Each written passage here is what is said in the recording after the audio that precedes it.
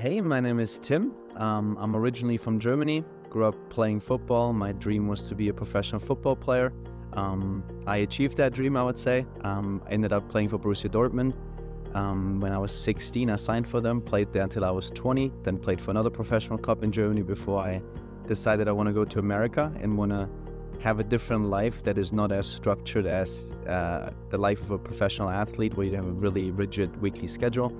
And lived in America for 7 years, 1 year in Canada of those 7, and now I've been in London for the last 3 years, where I'm currently finishing up my PhD at Loughborough University, London, in collaboration with Chelsea Football Club, where I essentially researched the social or the holistic development of young football players and how we can create an environment where they thrive not just now but also later.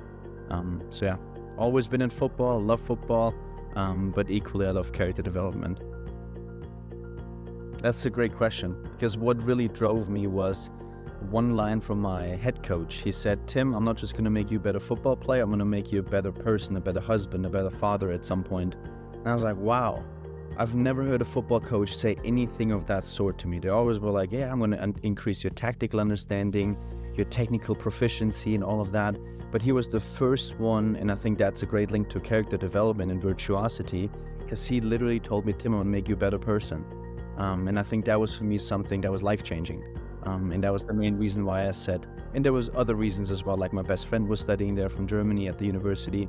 So there was other reasons, but ultimately now looking back, it was for sure this, "I'm gonna make you a better person," because I've just never heard of it. And yeah, that was the reason why I actually did it. This saying still sticks with me to this point. He says, "Not all readers are leaders, but all leaders are readers." And so what he did to me is he gave me books. It started with, I think the first one was Extreme Ownership. So he gave me a few books because I was also a captain on the team. And he gave me the knowledge, let me explore it on my own. And then also, which was the crucial point, he gave me opportunities to practice those skills. And I know that, for Virtuosity, the character development framework, a big reason is not just activating it or making you conscious of it, but also implementing it. And at Louisville, I had exactly that opportunity. And I ended up being the SAC president for all student athletes for 2 years, being an international student athlete playing soccer, which obviously is not the main sport, and being able to go to, basketball, football, and talk to them about what we are as a university to represent them. Gave me all the opportunities to implement the skills and the character framework, or the character dimensions, I guess. So it was, yeah, he held true in all respects, and I'm still in touch with him today. He's like a mentor. I think that comes natural with being an athlete. You always try to find that 1%, or like, I want to be better today than I was yesterday, and better tomorrow than I was today. And I would say when I moved to America, that shifted or expanded rather, from just being focused on a football side to more like realizing, hey, how I do anything is how I do everything. And again, then that piece from my coach in Louisville, where he expanded my horizon to, again, off the pitch, I started to realize that a lot of the things, like being a good leader, you can apply that on the field as well as off the field. And it sounds now so straightforward, but a lot of times you think, and I think growth mindset research is clear on this too, it's very domain specific. And so I had a very growth mindset in football, but a fixed mindset when it comes like to characteristics. And maybe I have to expand a little bit on that, because in Germany, when we talk about personal development, the term often uses personality development. And we do know from the research that personality is very stable, right? And you can't really, it doesn't really change much over the lifespan. Whereas character, and that's one thing I learned then when my coach said, "I'm going to make you a better person." I think that's what he referred to, is I'm going to show you virtuous behaviors that you can train and continue doing more and more and more, which is going to help you on the field, off the field, everywhere, no matter where you go. And I think that's, once I started realizing that and saw this connection, that's when I really was interested in, the personal development, or the character development, as I would call it now. What I think Virtuosity does best for me, at least the best I've found, and I've been essentially looking for this or something like this since I'm 21, so the last 10 years, is a framework. What is personality? What is my personal development? Because, you read a book, and you're like, oh yeah, I can see how this is going to help me. But I didn't really know how to put it into the context of all the other books and all the other information I'm learning. And I think that the fact that Virtuosity is, it's peer reviewed, it's evidence based, it's from the real world, real world practical sense, but also real world in a theoretical way that, Seligman that has been researching for a long time, makes me, it's now easier for me to do personal development and character development because I know where it fits. And it's like, oh, I'm reading this, okay, this goes into humility or empathy. And so for me, what I want to get out of this is more like, and this is a continuous process, I guess, of structuring all the learning I do. And learning nowadays doesn't need to be, formal in a classroom. It can be a YouTube short. It can be an Instagram reel. Because there's so much, at least my algorithm at this point, I see all these inspirational videos and about learning and development, how to raise a child. And so all these things, all these bits of knowledge, and that's my goal for the next year, is to essentially create a folder with all the 11 character dimensions, and then have for each dimension, like everything I learn, because I do journal and I take quite a lot of notes every day, to put them in the respective folders. So whenever I will be having a coaching role again, so I can go back into certain character dimensions, certain elements, or certain virtuous behaviors. Let's say empathy, which I'm working on right now. I can provide resources. I can provide YouTube links. I can provide stories that I'm reading. And so for me, Virtuosity, what I'm trying to get out of this, or have gotten out of this, is it helps me structure all the implicit and explicit learning I've been doing, the personal development I've been doing. Which for me, maybe that's the German in me, but I'm trying to be very structured and efficient. And that's a great way of doing it. So I think that's the main benefit I've gotten so far. Whereas for me, and being flexible, if that's my definition, is essentially to be able to put myself in someone else's shoes, to understand their viewpoint, and essentially hold two ideas at the same time in my mind. I didn't interact much with people. Like I talked to like 5 or 6 people a day, but I didn't interact much with other people where I could have practiced that. Not in a sense, in a deep, meaningful sense. Whenever I did, I tried to, if I remembered. That's another important point. But what I learned in that period was that, especially in research, you have different theories and contrasting ideas. And to be able to juggle those without thinking one is better than the other based on my personal viewpoint, but being flexible enough to see, okay, I can see why they might think that way, but also think that way. That was for me the most helpful thing, to be fair. And that is something, I forgot where, because I heard a really powerful story about this from another person as well. About essentially just being able to juggle two conflicting ideas at the same time. And I think if we look at our political climate, our social, what's going on in the world right now, most people can't do that anymore. So on the first call, I forgot how many people we had exactly, but Ted was one of the, and when was that, January, I think? So in January during our first call, I was at a position where I knew my contract for the PhD was running out. I was looking to extend it at Chelsea, but I was also really open and it was entertaining other ideas and other options. But I do know that what I don't think I'm good at is playing hard to get. Like, I'm very open, I'm very emotional. You could say I carry my heart on my sleeve. So I always say it as I think it is. And I know that's not the best business strategy, especially when it comes to market yourself. And then Ted, who's worked in the industry at a very, very high level for almost like 4 or 5 decades, struck me immediately as a person. I'm like, wow, he's seen stuff, and I would just love to chat with him. And then as you talked about the partner feature of Virtuosity, I was like, one thing that does bring us together is, despite our big age difference, is we both still invest in ourselves and see character as something we can develop and want to develop. And so I was like, yeah, that's enough for us to actually hit it off, or like, a good foundation for us to build a partnership. And what came on top of that was the fact that he also lives in London, a little bit away from where I live in London, but he still lives in London. So I said, you know what, I'm just gonna ask him if he would mind partnering with me. And then I reached out to him and he got back to me. He's like, Tim, I didn't think I was going to do this, but it sounds like a great fit. And so what we've been doing is we've had roughly monthly calls where we just talk about our our dimension that we're working on right now, what we found challenging. You obviously share, and I think that's a big one too, is the accountability tool. So whenever I complete my daily report in the evenings, and I share it with them, oftentimes at like 10 p.m. I had forgotten it throughout the day, and then I get the reminder, oh, Ted shared his report with you, and so I'm like, oh, I gotta still do that. So it's been good from an accountability perspective, but also from a life perspective.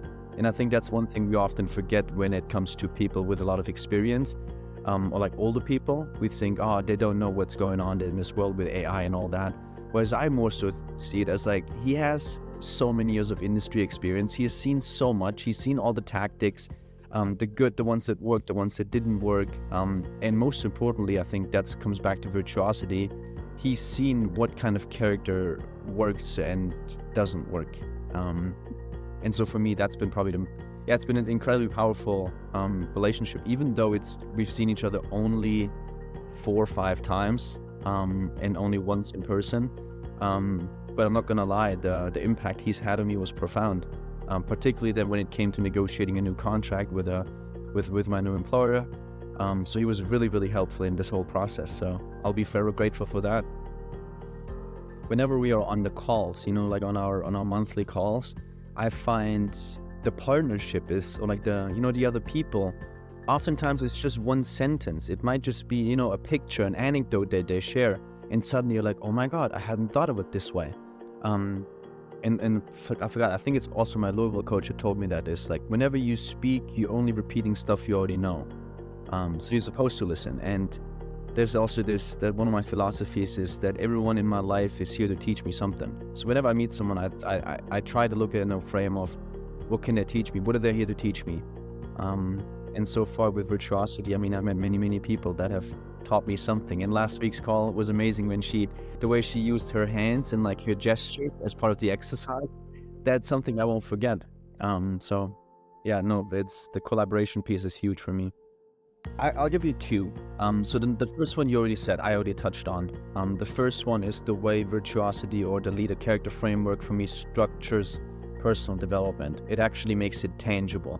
Because like I said, when people in Germany talk about Persönlichkeitsentwicklung, personality development, they oftentimes miss the point. That they talk about either psychosocial skills, sometimes they talk about virtues, but then another times they talk about motivational structures, another time they talk about the big 5 personality traits, and I just think it's so wishy-washy.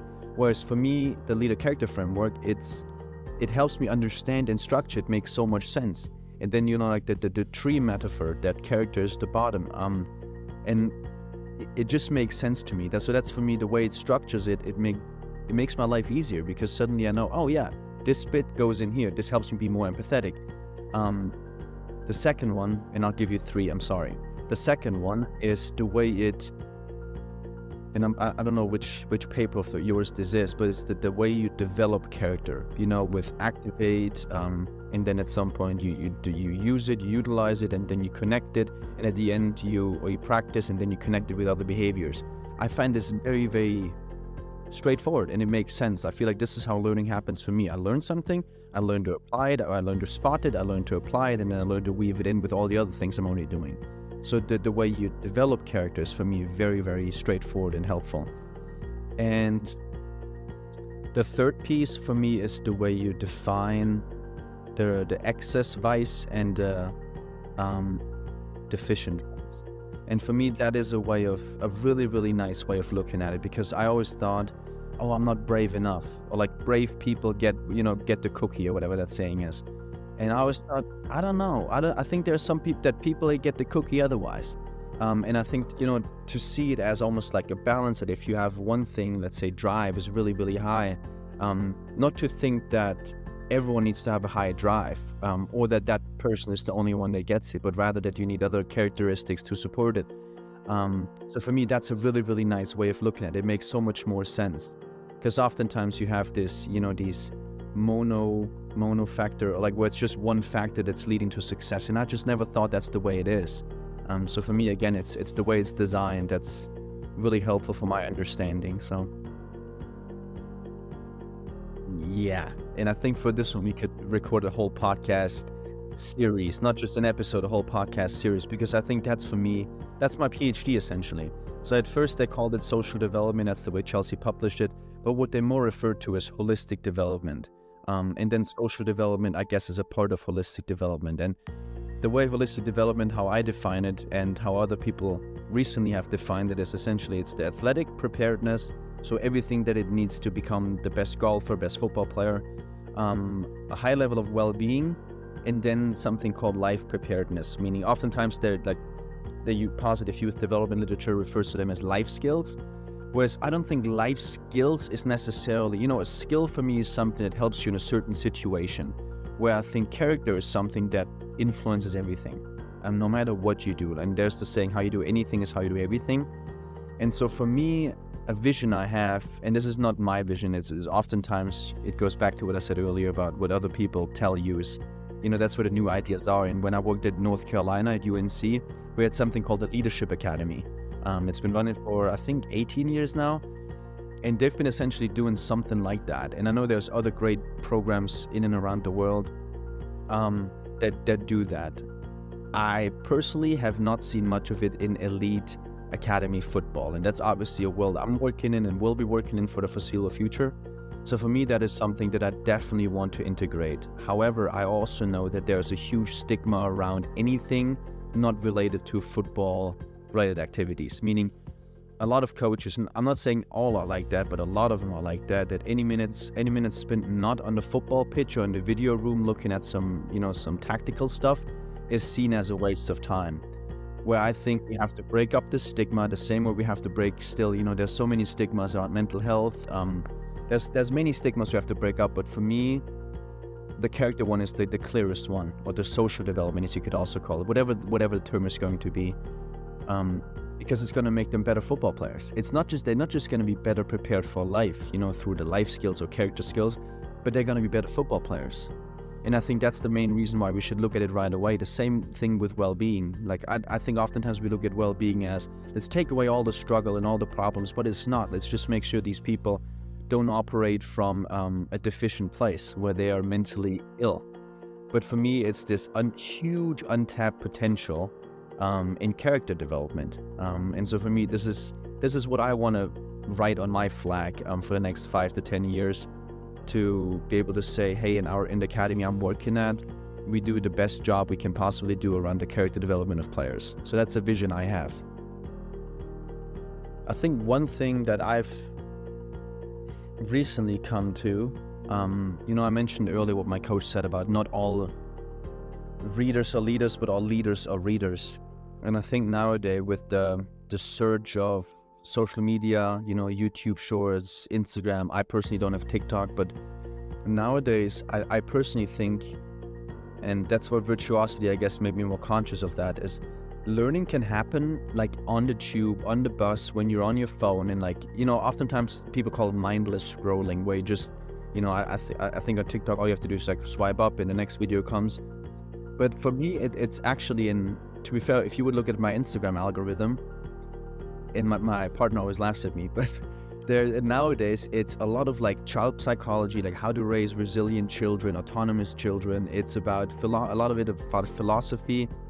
So a big recommendation I would give people is cultivate your social media in a sense that even if it's just 1% aligns more with development, or it gives you opportunities or exposes you to content that helps develop. Because you don't have to read books anymore nowadays. I still really enjoy it because, you have more time to go into ideas and unpack them. But oftentimes for me, the most inspirational stuff, and I think that's where the second week, whenever I choose a character dimension or an element, the first week is activate, and the second week then I think is, finding inspirational quotes, pictures, music that inspires that. And that for me is very, very true. Like, it's sometimes a small story, and a lot of the resources in Virtuosity is also, Brene Brown, 2-minute 30 video, Moneyball, an excerpt, 2 minutes. And so whenever I saw that, that's enough for me. That's enough to inspire me to do something. And that's what I can recommend people to essentially just align your Instagram social media algorithm, what you consume more and more with it. And yeah.